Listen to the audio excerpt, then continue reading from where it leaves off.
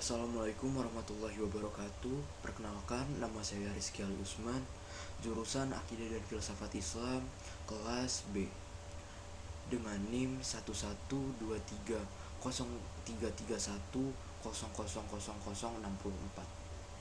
Pada kesempatan kali ini saya akan mereview skripsi yang berjudul Teologi Pembebasan Hitam, Black Theology of Liberation, James Halcon dalam analisis Marxisme di Amerika Serikat.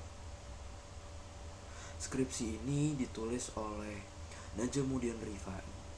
Saya mendapatkan skripsi ini di Perpustakaan Utama UIN Syarif Hidayatullah, Jakarta. Sistematika penulisan skripsi. Skripsi ini tersusun atas beberapa bab.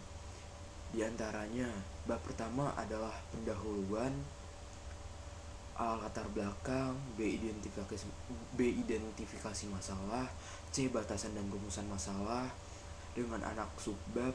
Yang pertama batasan masalah, yang kedua rumusan masalah. D. Tujuan dan manfaat penelitian, dengan anak subbab. Yang pertama tujuan penelitian, yang kedua manfaat penelitian. Yang E. Tujuan kajian terdahulu. F. Metode penelitian, dengan anak subbab. Yang pertama jenis penelitian, yang kedua pendekatan penelitian, yang ketiga sumber data, yang keempat pengumpulan dan pengolahan data, yang kelima teknik penelitian. Yang G. Landasan teori, yang H. Sistematika penulisan. Lalu bab 2. Bab 2, mengenal lebih dalam James Halcon. A. Riwayat hidup, B. Penelitian dan karir, C. Tokoh yang mempengaruhi, dengan anak subbab. Yang pertama Karl Barth, yang kedua Paul Tillich, dan yang ketiga Martin Luther King Jr. Yang D. Kelahiran teologi pembebasan hitam, yang E. Karya, yang F. Penghargaan, yang G. Kritik. Saya akan menjelaskan singkat siapa James Halcon. James Halcon adalah seorang teolog kulit hitam dari Amerika Serikat. Teologi yang diangkat oleh Con adalah teologi hitam. Pada pasca 1960-an, Con sangat aktif menulis buku dan menjadi dosen seminari teologi Union di New York. James Halcon dibesarkan di Gereja Episkopal Metodis Afrika di Bekarden, di mana keluarganya merupakan jemaat gereja Ame Makedonia. Con memulai sekolahnya pada usia 5 tahun. Ia mulai belajar formalnya di Ouachita County Trading High School dan mendapatkan ijazah pada tahun 1954. Pada tahun yang sama, ia juga menjadi pendeta pada usia 16 tahun. James Halcon meninggal pada 28 April 2018. Ia memiliki 4 orang anak. Pendidikan terakhirnya Garrett Evangelical Theological Seminary. Lalu saya akan menjelaskan sedikit tentang beberapa tokoh yang menginspirasi James Halcon. Yang pertama adalah Karl Barth. Karl Barth adalah seorang teolog Kristen Reform yang berpengaruh. Ia juga seorang pendeta dan pemikir terkemuka dalam gerakan neo-ortodoks. Yang kedua adalah Paul Tillich. Paul Tillich adalah seorang teolog Jerman Amerika dan seorang filsuf eksistensialis Kristen. Bersama dengan Karl Barth yang hidup sezaman dengannya, Tillich adalah satu teolog sistematika Protestan yang paling berpengaruh pada abad ke-20. Yang ketiga adalah Martin Luther King Jr. Martin Luther King Jr. adalah seorang profesor teologi, komponis, imam dan rahib berkebangsaan Jerman, serta seorang tokoh berpengaruh dalam reformasi Protestan. Luther menjadi penentang beberapa ajaran dan praktik dalam gereja Katolik Roma.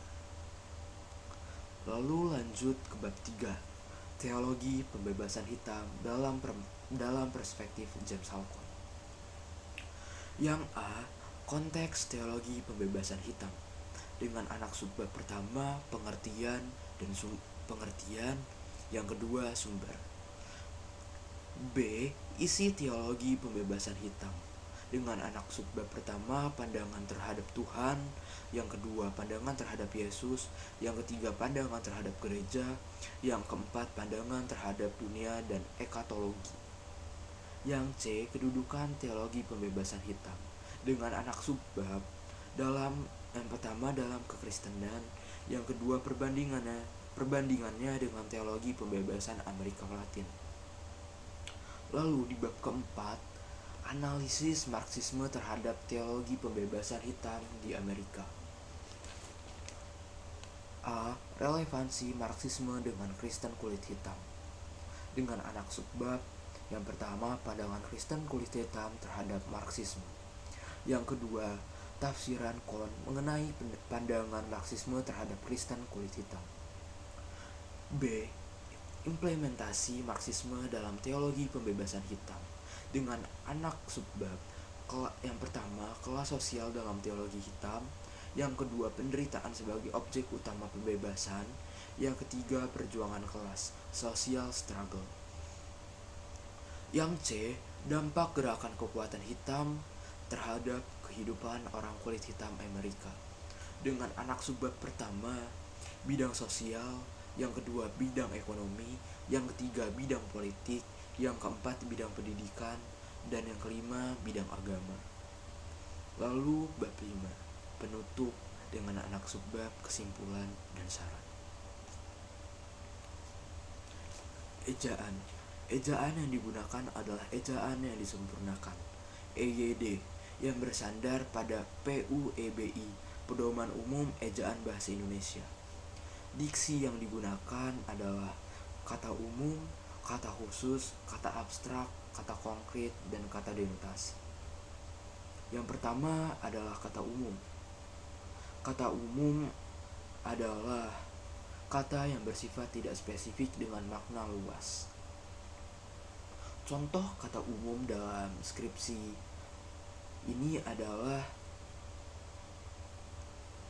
buku yang menjadi rujukan utama dalam teologi pembebasan hitam.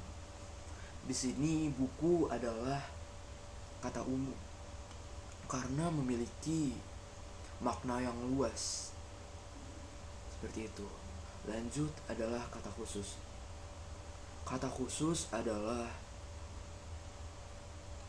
kata yang merujuk pada satu objek atau benda tertentu.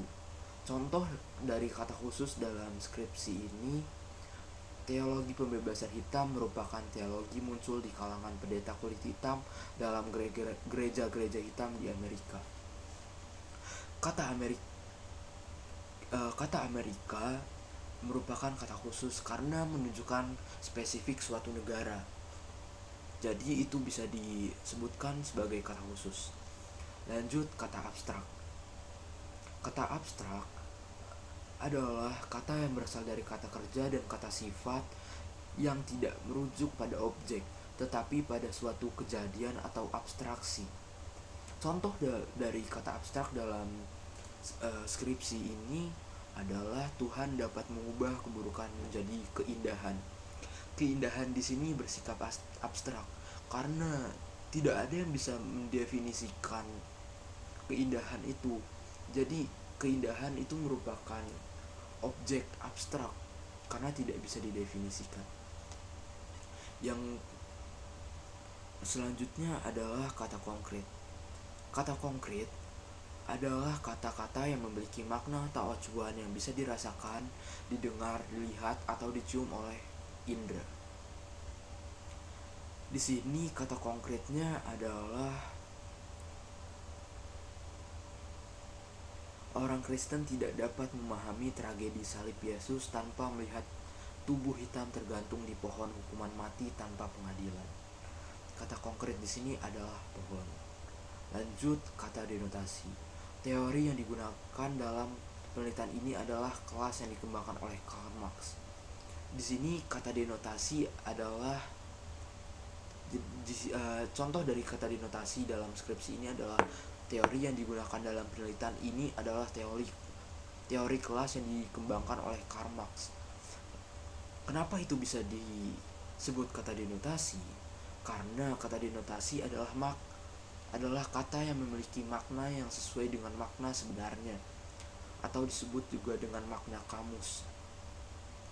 Penulis skripsi ini menggunakan teori dari Karl Marx.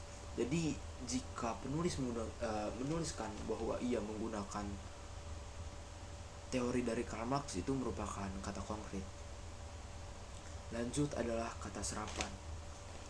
Yang A adalah dosen, berasal dari bahasa Belanda dosen.